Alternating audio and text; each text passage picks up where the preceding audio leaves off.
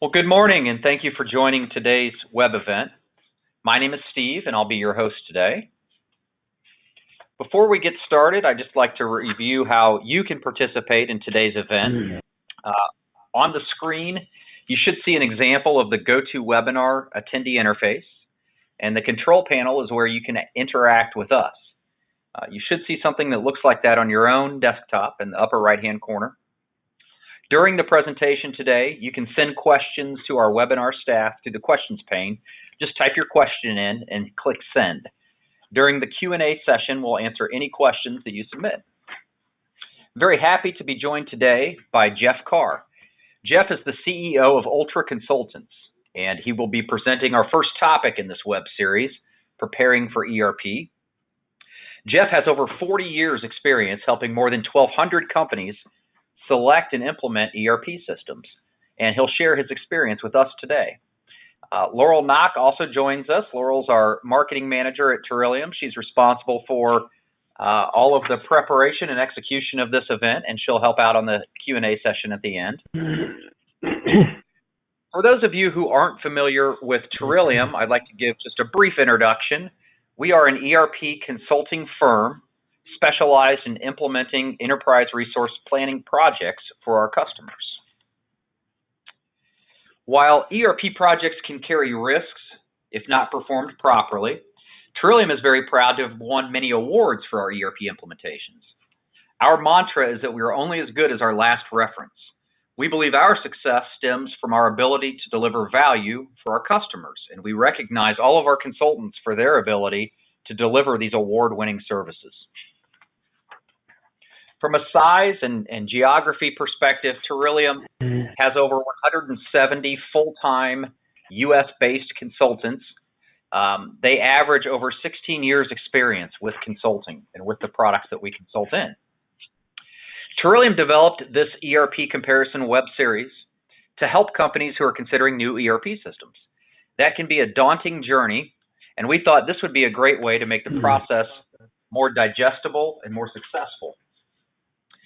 After this session this morning, we'll start to take a look at various ERP systems, including NetSuite at 2 o'clock Eastern this afternoon, then continuing with Oracle's ERP Cloud product tomorrow morning at 11.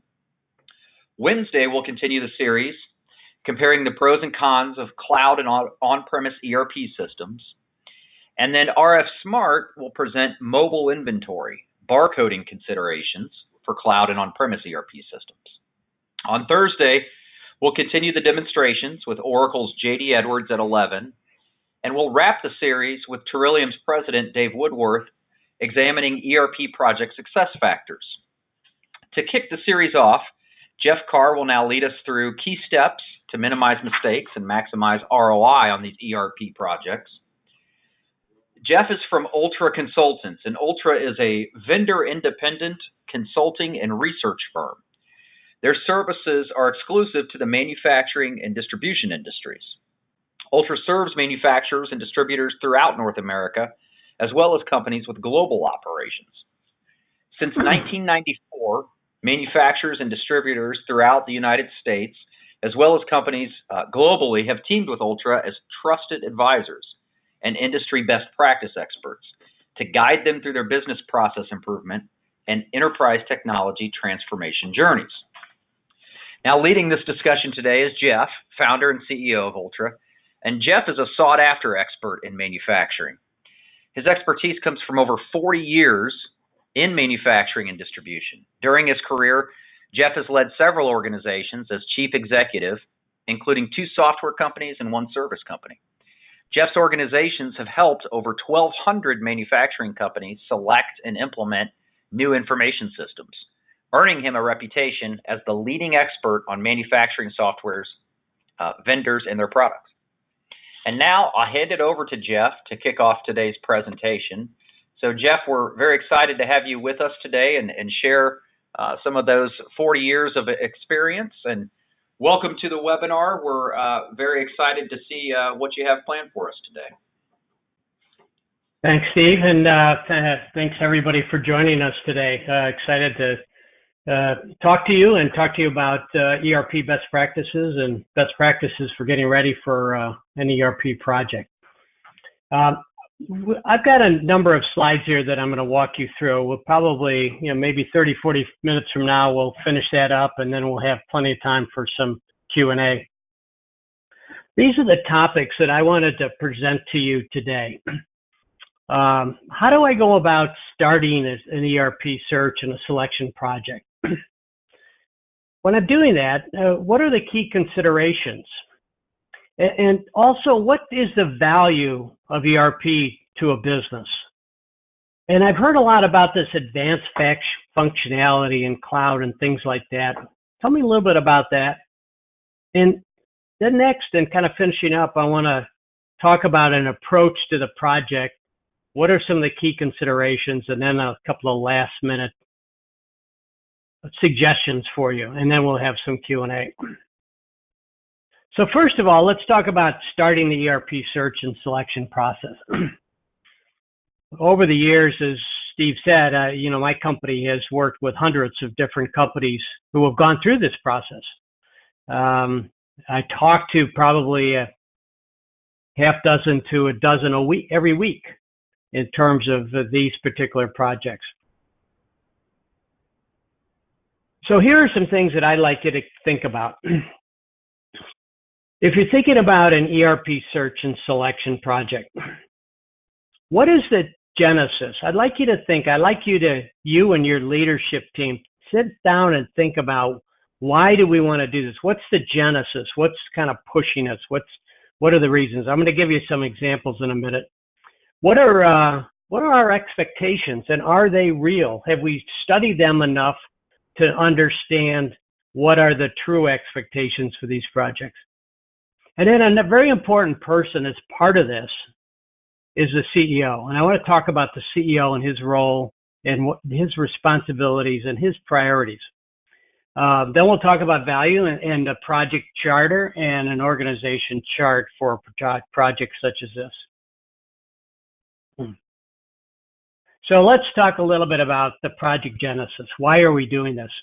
What was the impetus behind this particular project? So I've seen a lot of different rationales. I'll start with, basically, we outgrew the system that we had. The system is maybe 10 years old, maybe it's 20 years old. I've seen one that's as old as 40 years.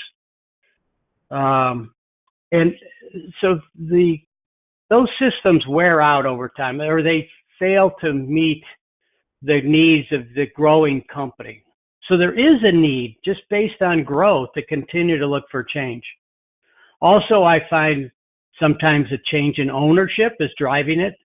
Perhaps a private equity investor has come into the company and said, hey, this is one of the things we need to do to improve the business. Also, I find sometimes a change in leadership. Maybe a younger generation of the family is coming in, or maybe we've hired a new CEO, a new president, and that's on his agenda.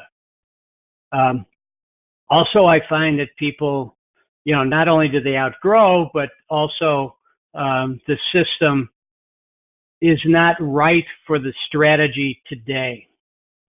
Maybe the strategy now is to make acquisitions, and we need a better system to easily embrace new companies and bring them into our information system.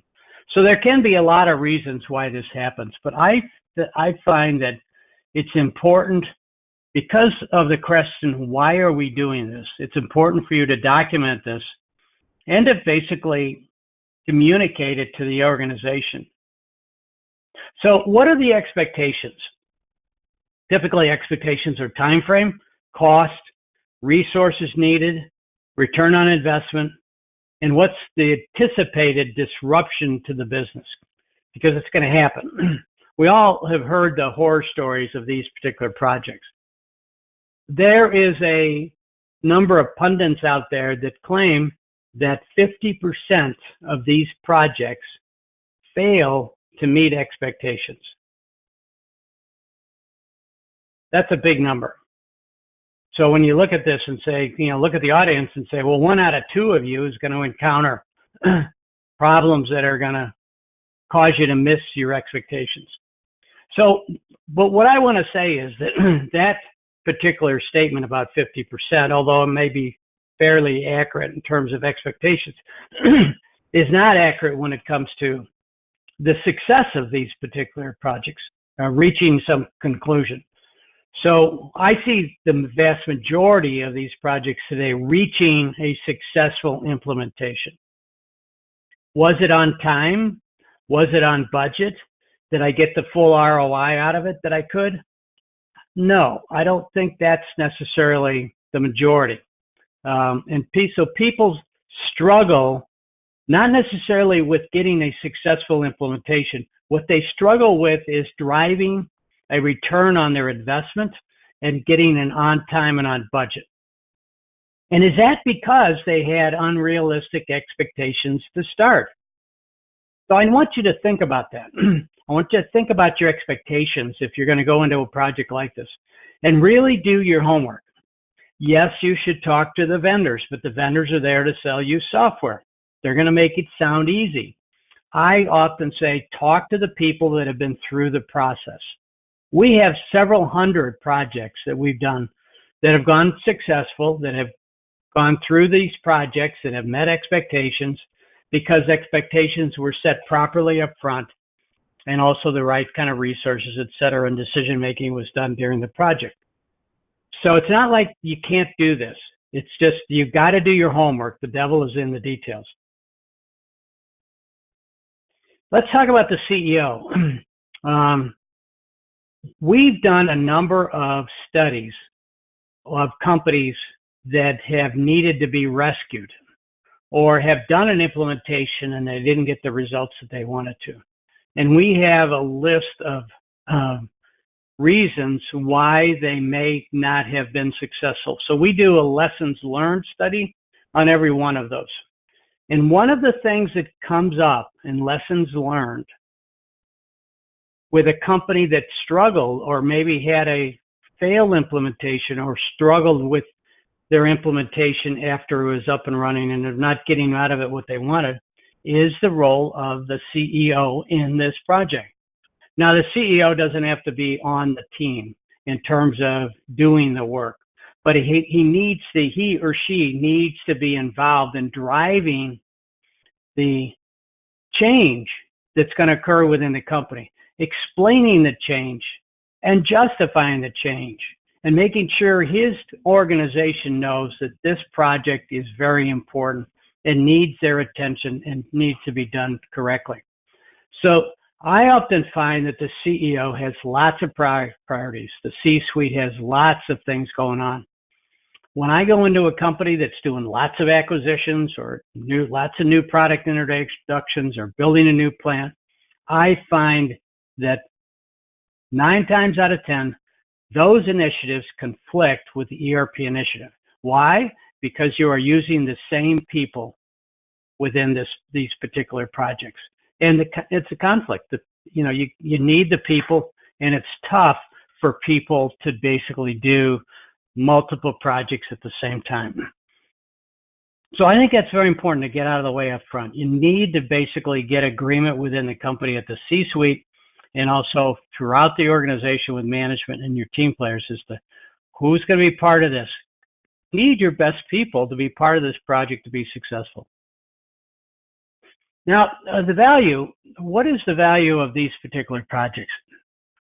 I'm going to talk about that in a few minutes, and we're going to go through some specific examples. But I find that it's more than just, the value is more than just justifying it. A lot of people will, they basically put a report together for the board or for upper management to get approval for the budget, et cetera. And there's a lot of numbers being tossed around as to we're going to do this, we're going to do that. And those are good starts. Those are good things to do. But at the end of the day, I feel that the value has to be a definition of the goal for the project. So, yes, are we going to reduce inventory? Yes, are we going to improve customer satisfaction? Yes, are we going to improve productivity? But let's get to the details of that. Let's get down to how are we going to do that? And you need to basically go through some work ahead of time to think through that. I find that successful projects identify what the value is and make that the goal for the project? The goal for the project is not just on time and on budget. The goal in getting something up and running, because what happens most of the time when you finally go live with a new system, you will find that the business hasn't made any dramatic improvements. It's not until you start to use the system for the purpose of improving the business performance that it makes a difference. And to me, that's the goal for the project. So that goal cannot be achieved at go live. That goal is not going to be achieved for probably 6 months to a year after the project as a minimum, because you've got to use the system and you got to be making improvements. And the business users, when they bring a new system up, know how to use it, but did they know how to use it to improve the business? And that's the issue here. That's the issue that happens 9 times out of 10 after an implementation. So we see a drive towards continuous improvement projects after the implementation. You can't let that team go back to work. The vendors tend to leave because they're out of budget. They've got their job was to help you get it up and running, but you need to have resources there working with your people to drive improvements into the business.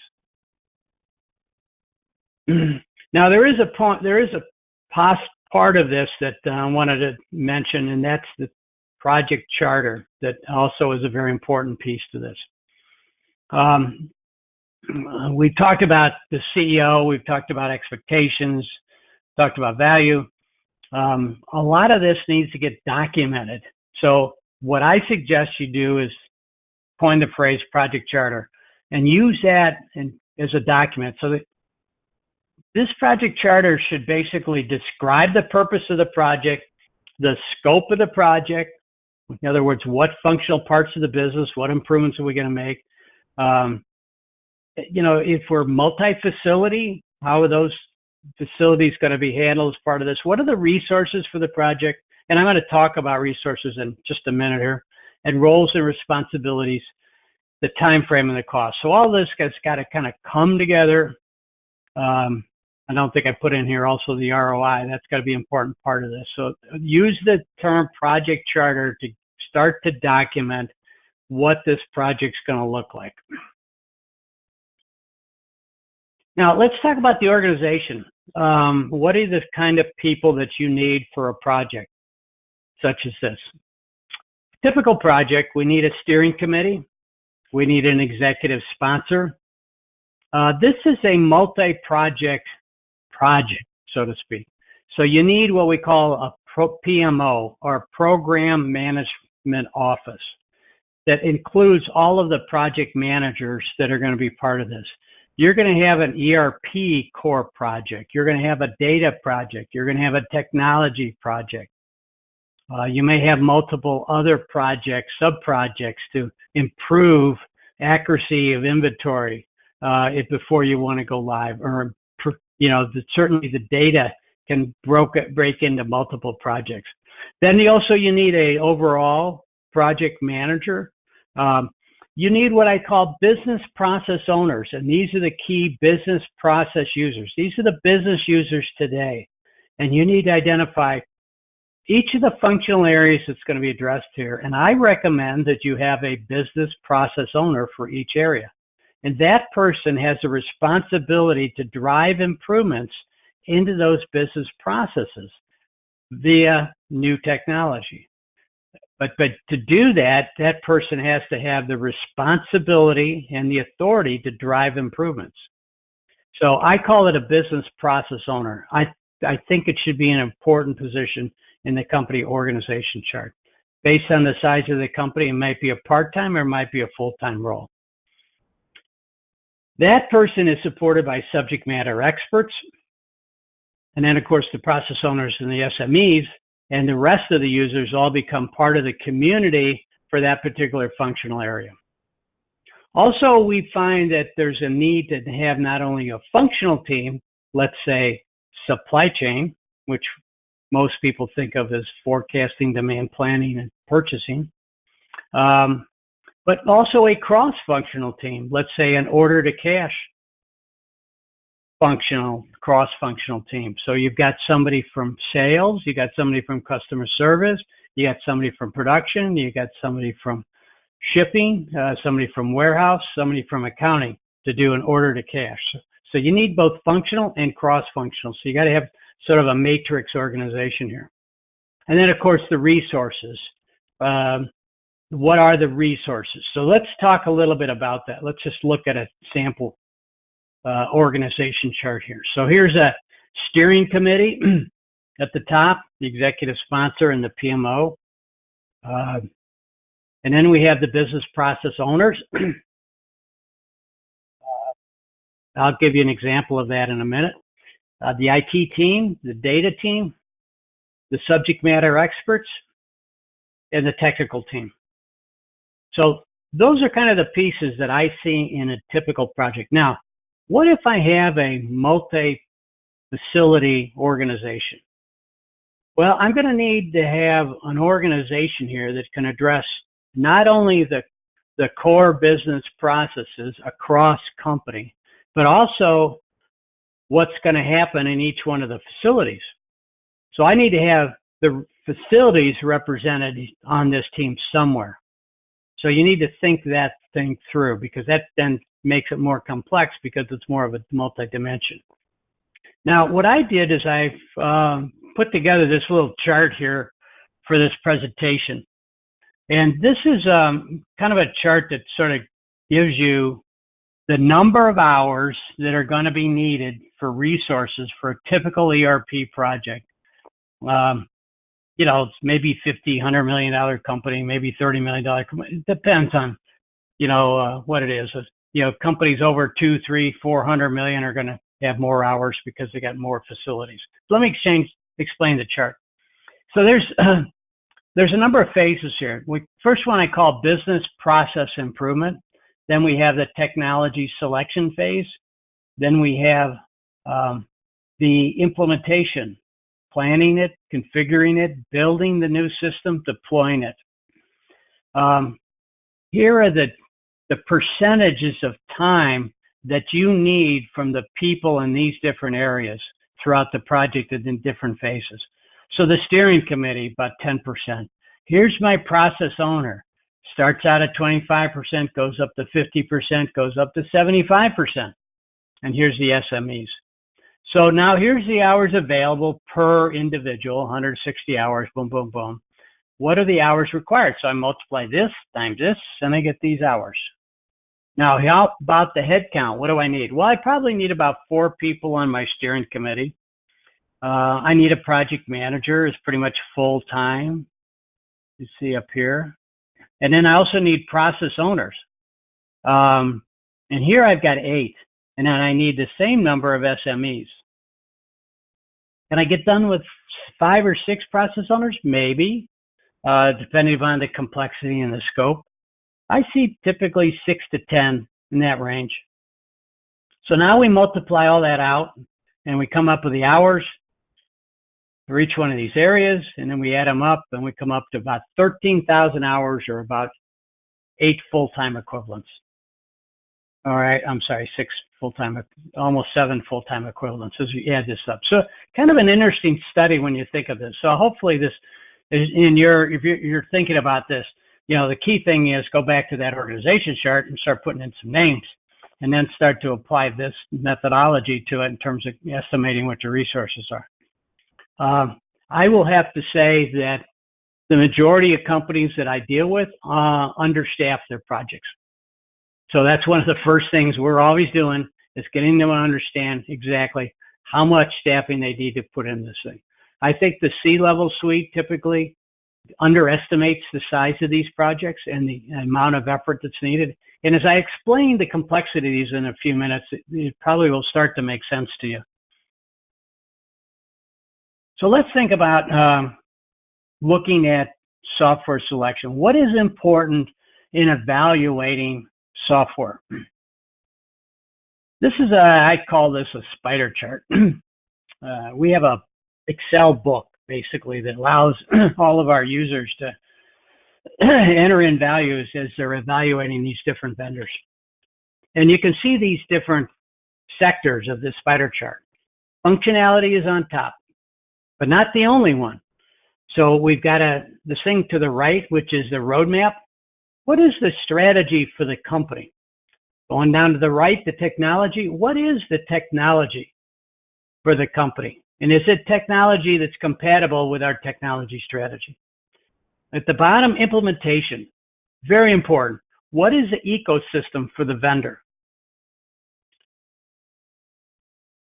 Excuse me, I got to get some of these little things out of the way. And then the cost of ownership. And then lastly is the company itself. What are its values? Is there a fit between us and the vendors? So this is kind of an interesting way of looking at different, vendor A, B, C, D, and your scoring of them as you're trying to make a decision on down selecting vendors. So the technology is an important part of this. What are the pieces of the technology you need to be thinking about? Obviously, the database, the technology platform. You need to be thinking about and getting educated on what cloud is, what are the different versions of cloud that are offered out there, and what is your position in terms of cloud. And then the user interface and role centers and workflow and BI. And then the best practices education, actions.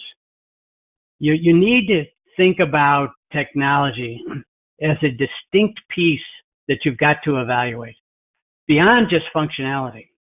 So you've got to do that in terms of getting to know that. And also that references are going to be able to help you a great deal with that. Now the functional fit, we saw that as part of that spider chart. ERP is ERP, right?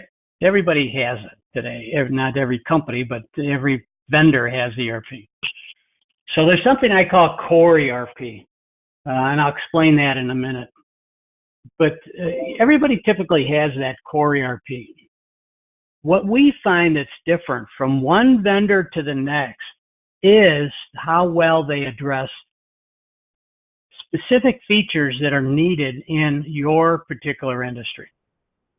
So a chemical company is different than a company that makes equipment for their particular customers.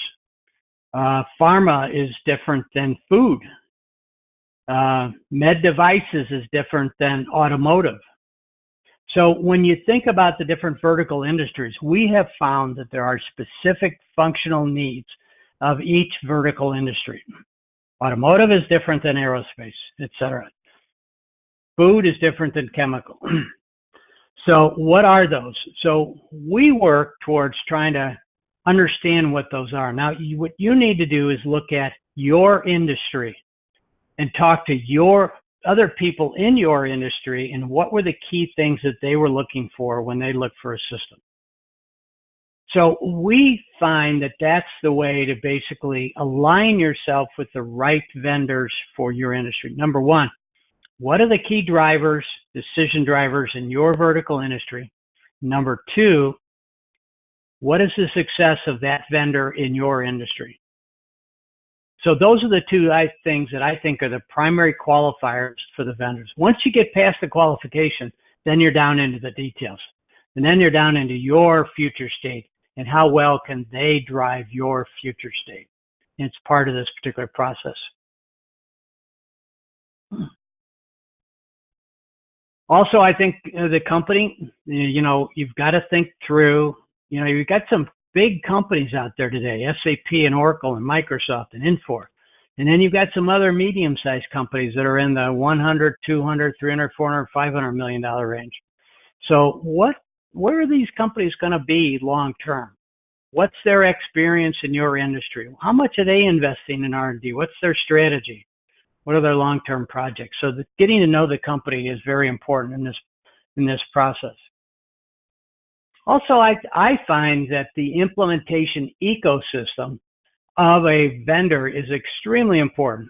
Let's take Trillium, for instance. I mean, this is one of the top tier implementation partners in the industry. Very strong firm supporting Oracle implementations. So, looking at their capabilities versus looking at capabilities of other particular vendors that may not be as strong. So you've got the strength of Oracle and you've got the strength of Terillium all together. I'm not trying to sell you on Terillium. I'm just saying, as an example, look into the capabilities of the ecosystem for the vendor. In this case, the vendor is Oracle. The ecosystem, the implementation ecosystem, is directly focused on Terillium. But look at that in terms of, if you are looking at other particular vendors, look at what their capabilities really are. I really encourage my clients to go to these user conferences in their selection process, whether they're regional or they're national. Go there and talk to the users, get to know the people. And there you're going to find members of this ecosystem, the support ecosystem that you may look towards. I will have to say this, and I'd be interested in Steve's reaction to this. I have never seen the team that's put on the field on the part of the implementation partner that starts the game that finishes the game. There's always substitutions that happen over the course of the year when you're trying to go live. So you need to get to know what the ecosystem is. You need to get to know those people and evaluate them just as much as you evaluate the functionality. Let's talk about the value of ERP. I find that there's specific things that are time and time again are things that people will focus in on, and also results that they can basically articulate. The improvement in productivity of my business. So I had a client that was $100 million in annual revenues, and they had 100 employees. Wow, $1 million per employee. Well, they had outsourced a great deal of their business. They outsourced the manufacturing, they outsourced the logistics. So they were predominantly a sales, design, and supply chain company. But they wanted to drive greater results in terms of revenue per employee. So that's why they put in their system. So they had a certain amount of SG&A as part of their business, and they wanted to improve that ratio to income. So by putting a new system, they can make their people more productive. I'll talk about that in a little bit more in a minute. Also, access to information is a key part of this. So when you look at making better decisions, it's getting better access to information. And then lastly is the managing assets. When you look at all the different things, you know, your resources, your revenue, your customer sat, your supply chain, your inventory production costs, these systems have a lot of capability to help you drive improvements into the management of these particular assets. So those are the three things that I typically see as the value of ERP: productivity, information, and managing assets. So if you're going to be making a presentation to management about what the value is, start with those three top things: productivity, information, and managing assets, and try to explain that. Especially productivity. That's where you really see an improvement. This is the dominant value that our customers are getting out of the new system, is driving more productivity, getting rid of wasteful processes, making their people more productive. And then, of course, managing information. Now, here is what I call core ERP. I talked about this earlier. You know, it's sales orders, it's purchase orders, it's production orders, it's inventory, it's shipments, it's invoices, it's accounting. This is ERP back in 1980s. This is what everybody was selling, this predominantly. And most people have this implemented in some way or another, but it's older technology. So now what we see is something that I call advanced functionality, a totally integrated system that covers really all the facets of the business, not just what I showed you earlier, the orders, the purchase orders, the work orders. Here we have more integrated systems dealing with the customer facing e-commerce, much more expanded capability in supply chain, MES systems that are basically getting hooked up to the ERP system, Internet of Things, where I'm basically able to get a lot more data, what's going on in the marketplace, into my ERP system.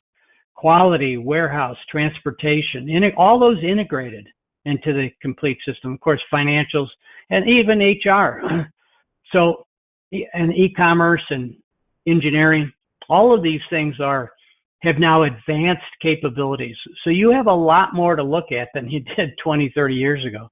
So there's a lot more things that are available in the marketplace as you're evaluating, and therefore a lot more value that could come out of this. I guess the point I want to make to people is that these systems are much more capable than they've ever been before, and they cover a lot more ground than you can ever imagine. So, a couple of comments on having a successful approach here to an ERP project. Number one is expectations. You've got to figure out what is the right expectations. I've mentioned to you the components of that: cost, time frame, resources, ROI. What are the expectations? Talk to a lot of people. The vendors have their ideas, but again, they're a little bit biased. But you need to kind of I always like to talk to the people that have had the experience. When I talk to prospective customers, I want to get them to talk to my customers. I want my customers, to tell them about their experience and their selection and their implementation. Managing change is a very, very important part of this equation. Managing change, if you don't think about change and how you're going to manage that, you're going to have some problems as you go through this process. We like to basically look at the org chart and look at the business and look at where is the change going to occur and who's going to manage that change and who's going to be involved in that change. And is everybody bought into change? Is everybody getting excited about the new system? Or do we have some people like, well, why are we going to do it this way? That's not a good comment when you hear that. You want to get people on board with change, and you want to get people encouraged about change. And change involves a lot of different things. It involves getting educated, it involves communication, and it involves making people understand the value of change, and embracing the change and making it happen. So change management is an often overlooked area. So much that often we find a larger company in the mid-market needing to put almost a full-time person in place just to identify and manage change. And then also risk is part of that, risk management and risk mitigation. So another part of this I think is important is to take responsibility. I always tell the CEO, I said, this is your company's responsibility. I'm here to help you to be your trusted advisor. But at the end of the day, you and your managers are responsible for the success of this particular project. Don't think it's going to be your vendor or your implementation partner. You have to take responsibility for it. You as a business your people ultimately have to succeed or fail on this project. And you got to take responsibility. You want to succeed, so you got to take responsibility for it. And then I think a very key part of this, and again, part of lessons learned, is strong leadership. We found that some systems that flounder, some projects that flounder, it was leadership. It could have been the C-suite, could have been the project manager. So there was not the leadership that was needed to drive the vision and to drive the responsibility and the accountability for getting this project done successfully and driving improvements in the business. A couple of final comments and additional information. I really encourage you to get educated. Attending this session this week is great. We do a lot of webinars ourselves. I know we have a whole library that you can get at off of our website. And what you're really trying to do is get educated on best practices. I find that the majority of companies that go into this do not have what I call current ERP literacy. They know what they've been doing, but they don't spend every day learning about best practices. So you need to get educated. You got to come up to speed. You got to go to ERP 101. You got to understand what's happening in best practices in your industry. So talk to people, go to classes, go to webinars, get educated. You need to have ERP expertise on your team. Again, this is something that is consistently lacking in most projects. I think that, it's one of the things people do when they're recruiting people today into their company. Hey, have you had experience? We've got an older legacy system. We got to upgrade our ERP. What's your experience in doing that? So you need to be thinking about the people on your team, and maybe you're going to bring in a hired gun to basically help and shore up that expertise. Change management, I mentioned the importance of that. And then, and part of that also, I think, is just risk management. That's another point under change management that I wanted to make. Every time you go into these projects, there's risk. You need to be identifying those risks and evaluating those risks on a regular basis. Because when a risk starts to rise and become relevant, then you need to start to mitigate that particular risk. And the sooner you can identify that, the better you're going to be at. So I'm going to now see, we've got another 15 minutes, so I'm going to open it up for some Q&A. I hope this was of value to you. But let's see what questions you might have from the information that I presented. So back to you, Steve. Yeah, that's great, Jeff. Thank you very much for all that you shared, and definitely back up all of your findings with what we've seen in ERP projects too.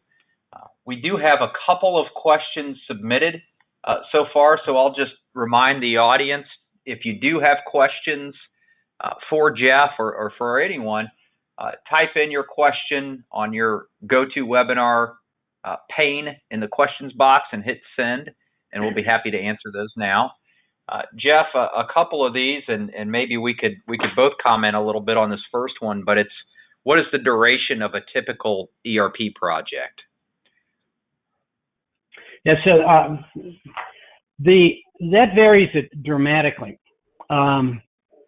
It's hard to really put a number. I think if you looked at it and said, without interruptions, without, what would be the straight line? Usually, 6 months is probably very aggressive. That 6 to 12 month is probably very reasonable. I like to see people getting something done in the first 9 months. And so I like to see projects be in that 9-month range in terms of sort of a plan for a complete ERP transformation. I often tell people that keep it simple. Let's just take this incumbent system and let's just implement that. Now, I know you want to do CRM. I know you want to do quality. I know you want to do this transportation. I know you want to do advanced planning. And when we look at software, we need to make sure we're looking at those things, because those are all important things that we want to in our system, and we want to buy them, but we don't have to implement them day one. So keep it simple. Let's get something done and that's achievable in the first year. 9 months is a good target. 6 is pretty aggressive because you're going to have business interruptions and you're going to have vacations and yada, yada, yada. So I'd say in that 6 to 12 month period of time, and it's going to vary by company. I've had a lot of companies that's targeted 9 months originally, but something came along that caused the business to get disrupted, and the people had to go off the project for a little bit and fix it and come back onto the project. So anyway, that's some of my experience. Back to you on that question, Steve. Yeah, I think that's a great rule of thumb answer. It really depends on project things like cost and scope and complexity. Probably more importantly, it depends on the customer's business and what's happening and the resources you can dedicate. The fastest I've seen an implementation happen, we went live on a NetSuite project 2 weeks ago that took 4 months. Now, the reason it was that short is because the scope was very simple. This company operated on QuickBooks and ran their inventory on a spreadsheet. So from a complexity perspective, they were very simple. They were also able to dedicate resources directly to the project and had no business events that got in the way. And then obviously, as your scope, your complexity gets more intense, as well as where are you located from a business perspective? Do you have one site, or do you have multiple sites across the country or across the globe? Those can tend to stretch out implementations even beyond the 9 to 12 month time frame that Jeff talked about. So yeah, I think, anywhere from 4 to 12 months, with that 9 month being a good target to hit, like Jeff said. Okay, Jeff, a good question for you here. Why do we have to start with business process improvement? Why can't we just go right to the evaluation phase? That's a very good question, and I get that a lot of time. I find that success is critical here. I suppose again it has to do with the complexity. If it's a relatively simple business, maybe you can go straight to evaluation, but that's not the case in the majority of situations that I encounter. I can encounter companies that are in the mid-market. They're anywhere from maybe a small of 25 million up to well over $1 billion, couple of $1 billion. Our sweet spot's probably 100, 200, 300, 400 million dollars in annual revenues. And those are pretty complex businesses. And if you're going to make a change, a lot of times I see those businesses having an older legacy system that might be 10 or 20 years old, but they put on top of it a whole bunch of new things. They might have put a quality system in, they might have put a warehouse system in, they might have put a CRM system in. They have a whole bunch of Excel because they don't have fully integrated data systems. And that's why they want to change. They want to get one common system. Well, that's a pretty complex environment. So my position is the devil is in the details. If you don't take the time to examine your current state and to get educated on best practices and to drive the definition of a future state, you're not going to be prepared to evaluate fully the different offerings and the systems that are out there. So we believe that, number one, you got to document that current state.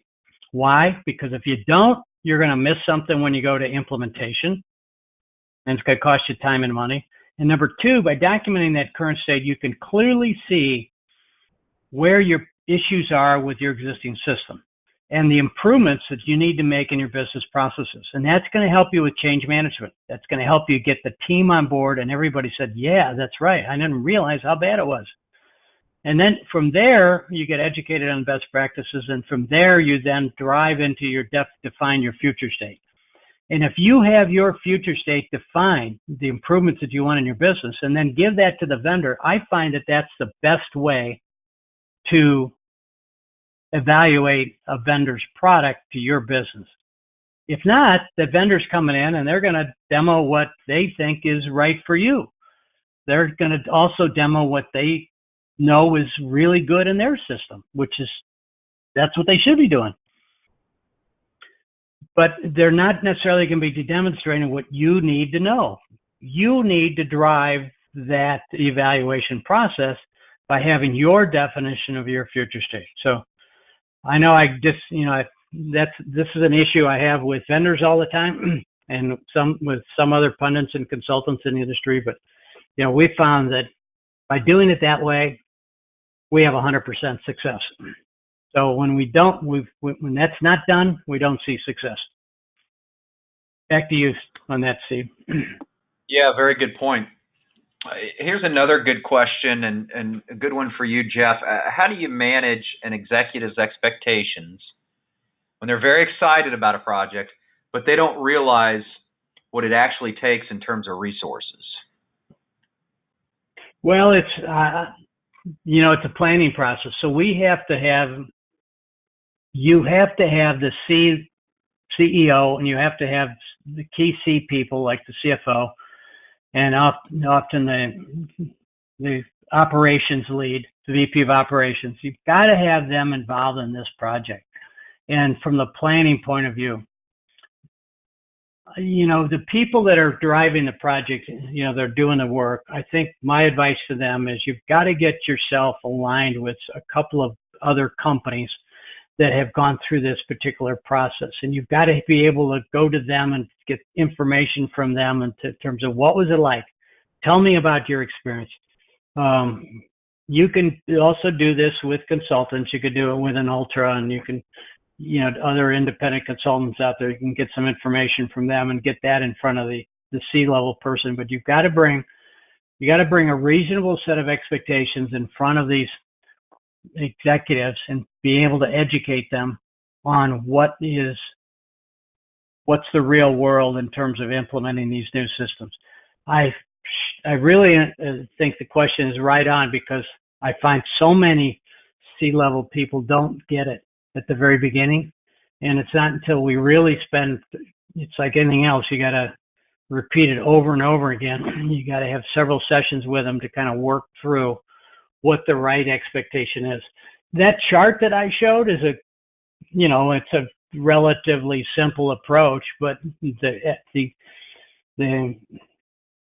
message behind that is very clear. Hey, we got to have these resources, but those percentages can vary based on the complexity of your company. And I think I'd always like to see putting in front of my clients a couple of existing clients that have been through it and let them tell the story.